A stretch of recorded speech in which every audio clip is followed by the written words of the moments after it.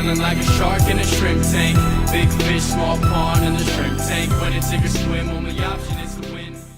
Welcome to the post-show wrap-up of the Shrimp Tank. I'm Brad Berger, along with my colleague and co-host JB Wilson.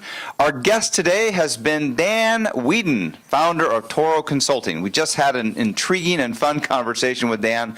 To listen to the entire podcast, visit seattle.shrimptankpodcast.com or subscribe to our podcast on iTunes. We're always interested in your feedback, so please do not forget to rate us.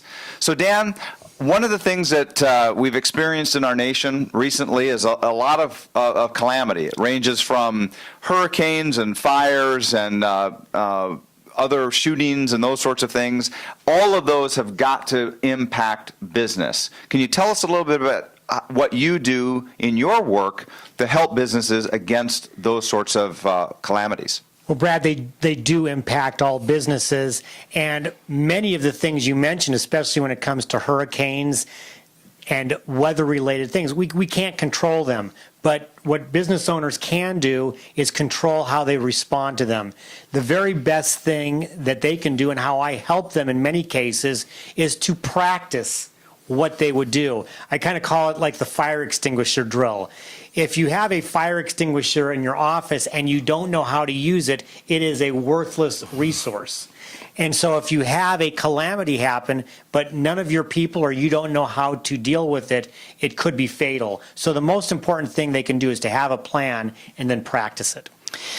Dan, one of the things we talked about was influencing people and how that's a skill that business owners and individuals can hone and craft. So talk a little bit about that, what that means for individuals and how you help them with that.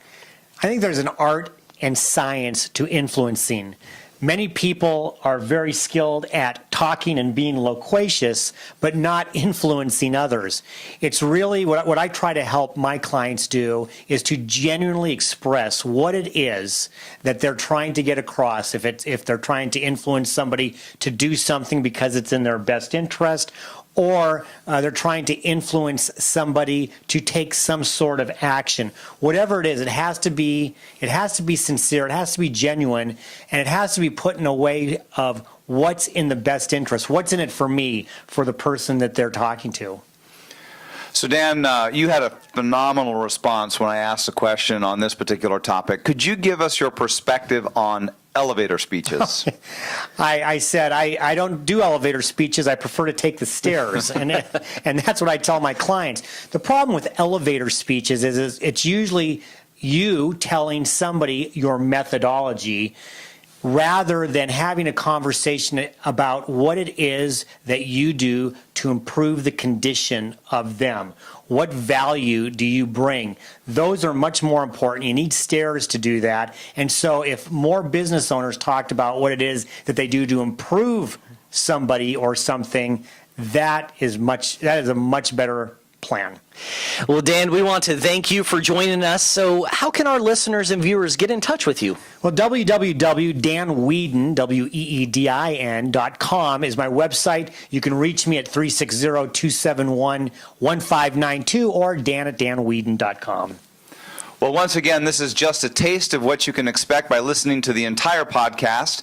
Visit seattle.shrimptankpodcast.com or subscribe to our podcast on iTunes. We would love to hear from you, and don't forget to rate us. Our guest next time is Ty Belknap, and we will be back with Dan and Brad hosting. Join us back in the tank in 2 weeks on November 1st. Have a great couple of weeks.